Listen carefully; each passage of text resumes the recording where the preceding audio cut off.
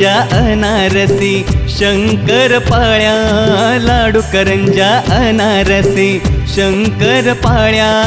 शेव चिवडा गोलपुऱ्या अन गोल गोल चकल्या, काय खाऊ मनात माझ्या काहुर उठतय ग,